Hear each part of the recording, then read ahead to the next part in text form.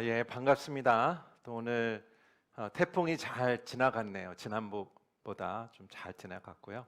또 안전하게 또 지나가서 감사할 뿐입니다. 오전에는 좀 우리가 또 집에서 잘 안전에 있었고요. 또 오후에 또 이게 풀려서 우리 활동할 수 있게 하셔서 감사드립니다. 또 유튜브로 함께 하신 분들도 또 축복하고 또 환영합니다. 우리가 수요 예배 때마다 우리가 교회에 위한 기도와 내용으로 우리가 계속 걸어왔습니다. 지난주는 고린도 교회, 고린도 전서에서 나오는 기도에 나눴고요. 오늘은 고린도 후서에 나오는 기도로 우리가 어떻게 기도할까, 우리 자신을 위한 또 우리 교회에 위한 기도를 같이 보면서 기도하는 시간을 갖도록 하겠습니다. 고린도 교회는 갈등과 아픔 있는 교회였습니다. 그래서 고린도 교회는 분열되는 교회였습니다. 그래서 고린도 교회는 가르침이 필요한 교회이지만 또 아픔과 갈등이 있었기 때문에 격려와 위로가 필요했습니다. 그래서 여기서 보면 편지 시작부터 사도 바울은 하나님은 자비와 위로의 하나님이라고 하십니다. 우리 고린도후서 1장 3절 다시 한번 같이 읽겠습니다. 시작. 하나님 곧 주 예수 그리스도의 아버지 자비의 아버지 모든 위로의 하나님께서는 찬양 받으실 분입니다. 자비의 아버지, 위로하시는 하나님, 그것이 우리 하나님이십니다. 여러분 가운데에 혹시 오늘 위로가 필요하십니까? 격려가 필요하십니까? 잘 오신 것 같아요. 이 자리에서 제가 드리는 위로가 격려가 아닙니다. 하나님께서 여러분에게 예비된 격려와 위로가 있다는 것을 얘기하고 있습니다. 사도 바울도 하나님으로부터 받았다라고 얘기합니다. 하나님으로부터 받았다는 것은 사도 바울도 환난이 있었고요, 고통이 있고 어려움이 있는 사람이었습니다. 어떤 어려움이 있었습니까? 어떤 환난이 있었습니까?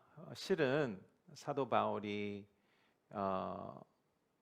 바리새인으로서 교회를 핍박했을 때에 하나님을 뜨겁게 만났죠.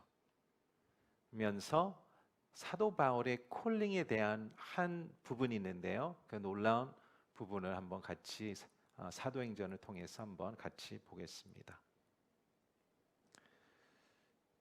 사도행전 9장 15절과 16절입니다. 시작. 그러자 주께서 아나니아에게 이렇게 말씀하셨습니다. 가거라, 이 사람은 이방 사람들과 왕들과 이스라엘 사람들 앞에서 내 이름을 전하도록 선택한 내 도구다. 내 이름을 위해 그가 얼마나 많은 고통을 당해야 할지 내가 그에게 보여줄 것이다. 여기서 하나님 부르시는 건 좋습니다. 하나님께서 바울을 사용하시겠다라는 건 좋은데 나를 위해 고통을 받을 것이다. 예수님 위해서 고통받겠다 하면 누가 손을 들고 저도요 하겠습니까? 그러나 여기서 키 내용이 나오는데요, 고통을 받을 것이다 라고 얘기합니다. 사람들은 이렇게 얘기합니다. 세상에는 왜 이렇게 고통이 많을까? 일반적인 사람의 얘기예요. 왜 고통이 많을까? 이 환난이 많을까? 더 나아가 또 이렇게 얘기하는 사람도 있습니다. 하나님이 사랑이시고 또 정의로우신 분이라면 왜 이 세상엔 고통이 많을까? 무슨 얘기하는 것입니까? 하나님이 사랑하시고 정의로우신 분이니까 이 고통을 막아야 되지 않냐? 사랑이 그거 아니냐? 보호하고 막고 왜 하나님은 뭐 하고 계시냐라는 얘기죠. 그것을 더 나아가 어떤 사람들은 또 이렇게 탄식할 수 있죠. 하나님 왜 나에게 이런 고난을 허용하실까? 혹시 그런 마음을 갖고 계신 분들 계십니까? 우리는 한때에 또 그런 마음을 가질 때가 있습니다. 왜 하나님은 왜 이것을 허락하실까? 그렇습니다. 누구에게나 고통은 인생에 해결되지 않는 고민입니다. 우리의 고민이에요. 알면서 잘 모르겠고요. 또 우리는 고통이 없을 때는 괜찮은데 또 고난이 있을 때마다 또 같은 질문을 하게 됩니다. 사도 바울은 인생에서 많은 시련과 환난과 고난이 있었습니다.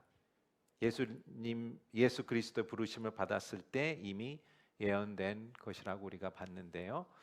나를 위해 나 때문에 고난을 받을 것이다. 사도 바울은 어떤 고난이 있었습니까? 이 고린도후서에서 내용이 나오는데요. 우리가 전체적으로 보지 않고 우리가 짧게 세 구절만 한번 같이 보겠습니다. 11장 23절과 27절 28절입니다. 같이 보겠습니다. 시작. 그들이 그리스도의 일꾼입니까? 내가 정신 나간 사람처럼 말하는 그 이상입니다. 난 수고도 많이 하고 매도 수없이 맞고 감옥살이도 많이 하고 죽을 고비도 여러 느꼈습니다. 나는 또 수고와 공고와 종종 못한 것과 배고픔과 목마름 때 아무 먹을 것도 없는 것과 추위와 헐벗음 가운데 지냈습니다. 이런 이와 별도로 말마다 나를 누른 것이 있으니 곧 내가 모든 교회를 위해 염려하는 것입니다. 이 내용만 봤을 때도 사도 바울의 고난은 다른 차원의 고난입니다. 우리 고난과 또 비교할 수 없는 고난이죠.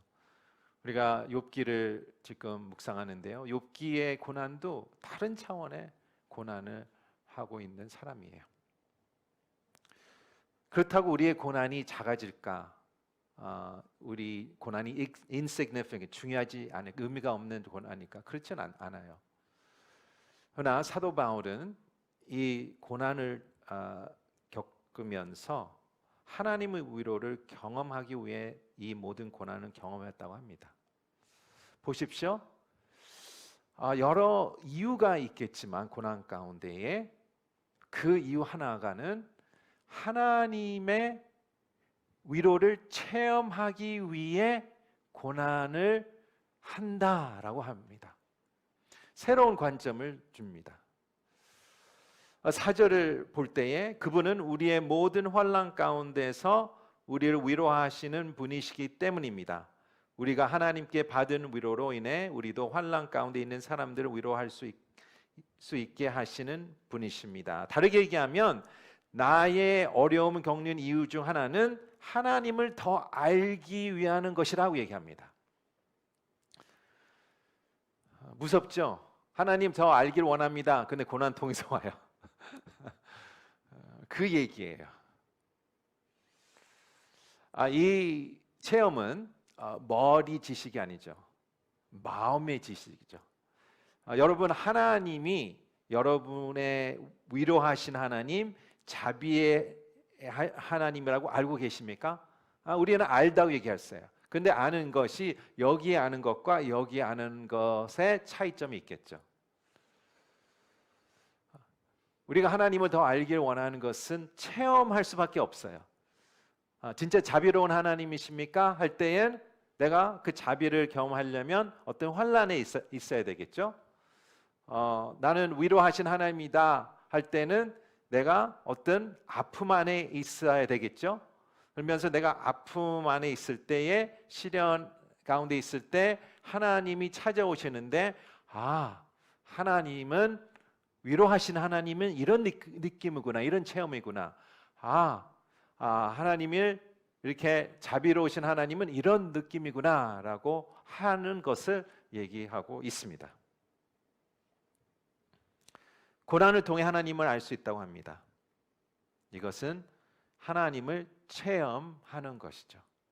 그래서 우리가 오늘 다시 한번 이 내용을 아셨겠지만 다시 한번 기억하기를 원하는 것은 하나님이 고난을 통해서 나타나시기를 원하는 것은 하나님의 더 성품을 알기를 원하는 것입니다.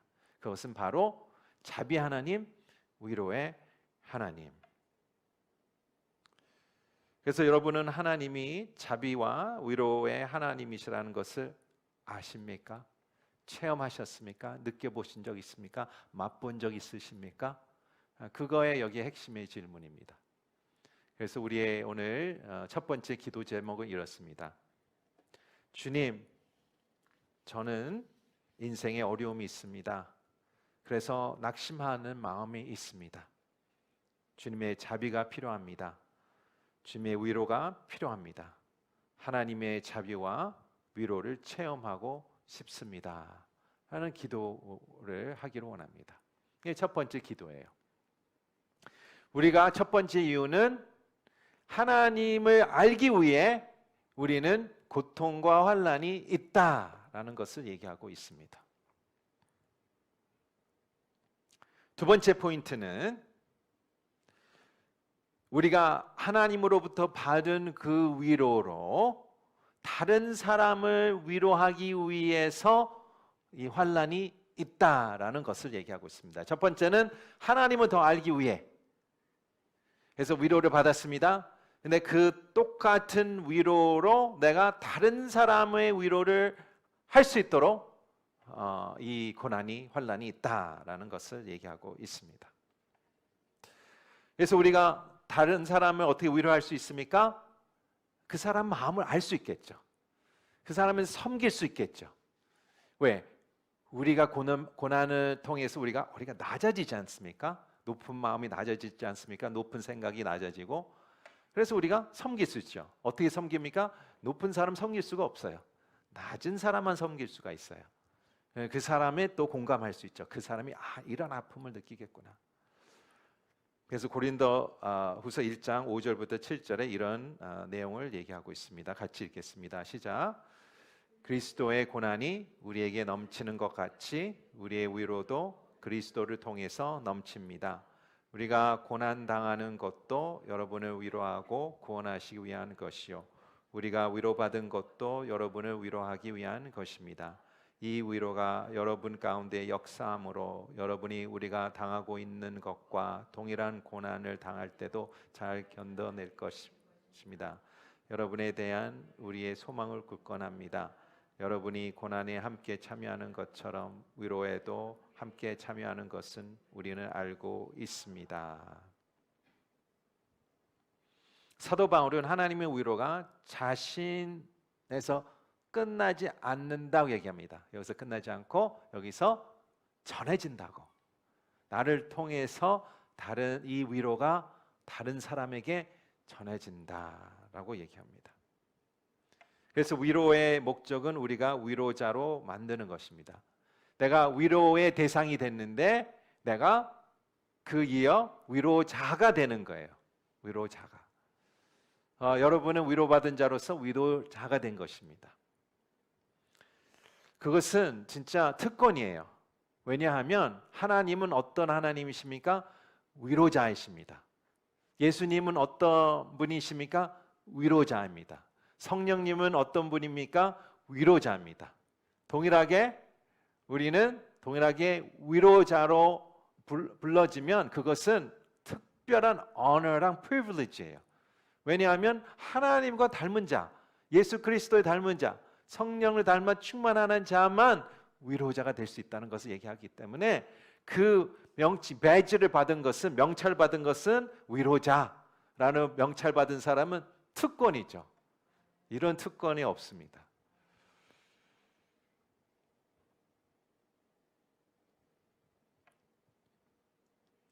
그리스도의 고난이 우리의 것도 되고 위로의 우리의 것이 될 것이라는 것이며, 고통받은 만큼 위로가 있다는 것을 얘기하고 있습니다.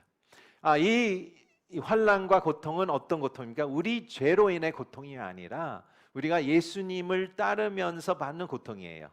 근데 여기서 사도 바울이 얘기하는 것은 보십시오. 그 고통의 어마운트가 있지 않습니까? 무게든 사이즈든 무게가 있어요. 사이즈가 있지 않습니까? 그만큼의 위로가 있다고 얘기하는 거예요.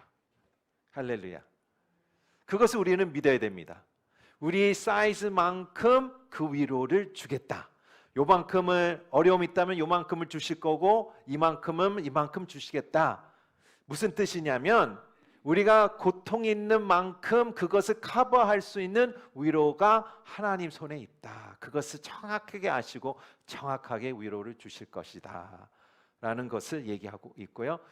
이걸 통하여 우리가 위로자로서 위로를 할 때에 그걸 통하여 위로자가 되고 그 사람 위로가 되고, 또한 여기서 나오는 단어가 있습니다. 구원의 단어가 나옵니다. 무슨 뜻입니까? 나로 인하여 어떤 한 사람이 구원의 역사를 받을 것이다. 그래서 우리의 고난은 버릴 게 없는 거예요. 우리는 뼈도 버릴 게 없지 않습니까? 국물 만들고. 제가 중동에 살았을 때에 오래전에 이제 부처 이게 고기 파는 데 가면 뼈를 버렸어요. 그러면 부모님은 그 좋다고 그냥 가져가셨는데 한국 사람은 버릴 게 없는 거잖아요. 다 드시잖아요. 그런 거예요. 우리 고난도 버릴 게 없는 거예요. 쓰레기가 없다는 것이에요. 하나님 손에서는 이 고난도 버릴 게 없다. 다 사용할 것이다.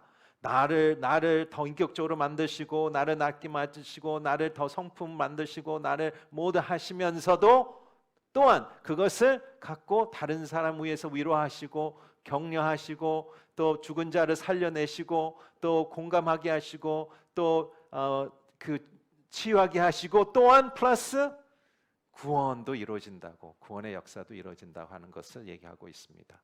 할렐루야. 이게 놀라운 영적 비밀이에요. 영적 비밀을 얘기하고 있습니다.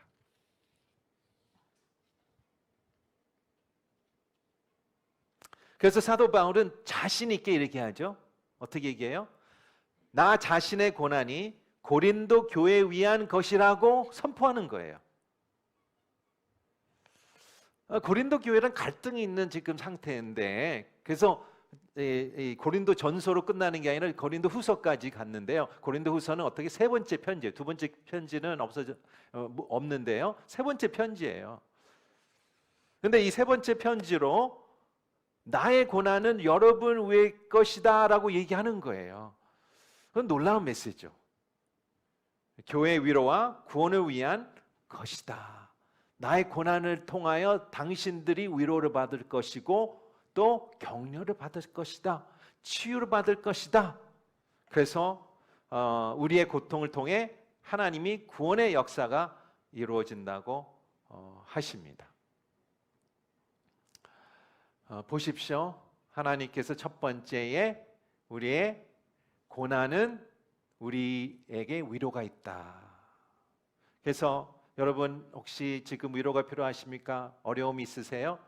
하나님께서 위로 주실 겁니다. 이 시간에 위로를 주실 거예요. 이 예배 가운데에 여러분 또 집에서 유튜브를 통하여 하나님께서 그만큼의 위로를 주실 것입니다. 그것을 우리가 믿고 나가기 원합니다. 또한 그 어려움이 다른 사람에게 또 어떻게 해요? 전해질 거예요. 혹시 여러분 가운데에 관계 통해서 여러 가지 역경과 어려움이 있으셨습니까? 그럼 그것을 사용하실 것입니다.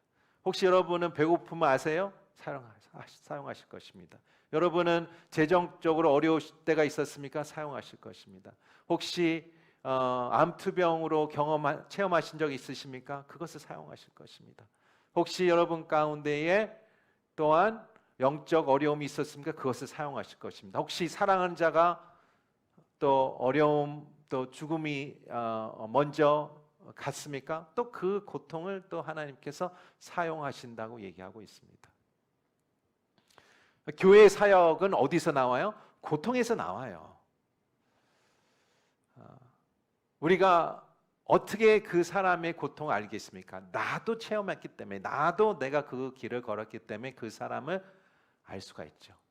내가 그 경험이 있었기 때문에 사역이 저절로 자동적으로 이렇게 사역이 나오지 않습니다. 사역은 무엇입니까? 섬기는 거예요. 아, 그 사람이 이 고통을 겪는구나. 나도 몇 년 전에 그 고통을 겪었는데 얼마나 마음이 아플까 하면서 다가가고 밥도 사주고 위로도 하고 또 손도 잡아주고 또 옆에 앉아주고 하는 마음이 생기겠죠. 그게 바로 사역이요 섬김입니다. 첫 번째 기도는 우리가 어떻게 해요? 하나님, 저를 위로해 주시옵소서. 저 위로가 필요합니다. 저의 아픔의 사이즈만큼 위로를 주시옵소서. 두 번째 기도는 이렇게 기도하기 원합니다. 주님, 나의 고난이 헛되지 않게 주시옵소서. 사용하시옵소서. 그리고 하나님으로부터 받은 위로로 다른 사람 위로할 수 있도록 도와주시옵소서. 고통받는 사람들 섬기는 방법을 가르쳐 주시옵소서. 나의 고통으로 말미암아 다른 사람의 구원으로 이루어지도록 역사하여 주시옵소서. 우리가 이 두 가지의 기도로 우리가 같이 기도했으면 좋겠습니다. 이것이 개인의 우리의 성도의 기도요, 또한 우리 교회에 대한 위한 기도가 됐으면 좋겠습니다.